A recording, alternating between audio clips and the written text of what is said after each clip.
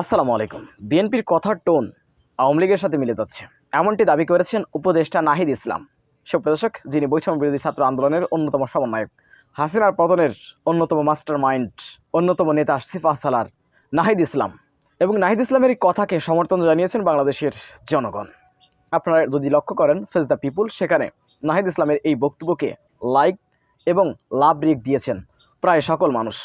এছাড়াও বিএনপির অন্যতম নেতা, কেন্দ্র নেতা, স্থায়ী কমিটির সদস্য মির্জা আব্বাস, তিনি বাংলাদেশ জামাত ইসলামী সম্পর্কে একটি মন্তব্য করেছেন। তিনি বলেছেন, একটি দল আছে, নাম বলবো না, যাদের ভাব এমনই গাছে কাঁঠাল ঘোপে তেল, মানে তারা ক্ষমতায় চলে যাচ্ছে, ক্ষমতা যাওয়ার জন্য পাগল হয়ে গেছে।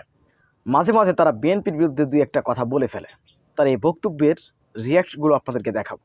আপনারা যদি লক্ষ্য করেন তাহলে দেখতে পান, তার এই বক্তব্যে, মির্জা আব্বাসের এই বক্তব্যের রিয়াক্টে এদেশের মানুষ হাহা দিয়েছে। হাস্যকর বক্তব্য, অধিকাংশ মানুষ হাহা রিয়াক্ট দিয়েছে। এই হচ্ছে মির্জা আব্বাসের বক্তব্যকে বাংলাদেশের মানুষ গ্রহণ করে নিচ্ছে। আর অন্যদিকে এদেশের বৈষম্যবিরোধী ছাত্র আন্দোলনের সমন্বয়কদের বক্তব্য এদেশের মানুষ কীভাবে গ্রহণ করছে আপনারা দেখতে পাচ্ছেন। এজন্য বিএনপিকে একটি জিনিস মনে রাখতে হবে, আওয়ামী লীগ যে ভাষায় কথা বলতো, যে টোনে কথা বলতো, অর্থাৎ নাহিদ ইসলাম যে বক্তব্য দিয়েছেন, আওয়ামী লীগের মতন তারা আওয়ামী লীগের সুরে কথা বলছে। তো এই দিক থেকে তাদের সরে আসতে হবে। আমরা দেখতে পাচ্ছি এদেশের আলেমদের ব্যাপারে বিভিন্ন বিষয় নিয়ে এবং আওয়ামী লীগকে পুনরুত্থান করার জন্য, পুনর্বাসন করার জন্য বিএনপির নেতাদের, কিছু নেতাদের আমরা সমর্থন দেখতে পাচ্ছি। সব মিলিয়ে এদেশের মানুষ একটি বিএনপির বিরুদ্ধে কথা বলা শুরু করেছে, কেবল শুরু করেছে। এছাড়াও বিএনপিকে আওয়ামী লীগের এপিট ওপিট মনে করে, বিএনপি আর আওয়ামী লীগকে এপিট ওপিট মনে করে। তো বিএনপি নেতাদেরকে অনুধাবন করতে হবে, কেন নাহিদ ইসলাম বৈষম্য বিরোধী ছাত্র আন্দোলনের নায়ক, তিনি কেন আজকে বিএনপির বিরুদ্ধে এই কথাটি বললেন।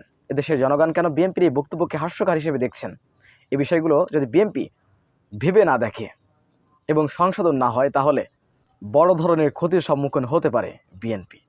সুপ্রিয় দর্শক, বিষয়টা আপনারা কীভাবে দেখছেন অবশ্যই আপনাদের মূল্যবান মন্তব্য কমেন্ট জানাবেন। সবসময় সত্য নির্ভেজাল তথ্য পেতে স্বাধীন বাংলা টিভি ইউটিউব চ্যানেলটি সাবস্ক্রাইব করে আমাদের সাথে থাকুন। আসসালামু আলাইকুম রহমতুল্লাহি ওয়া বারাকাতুহু।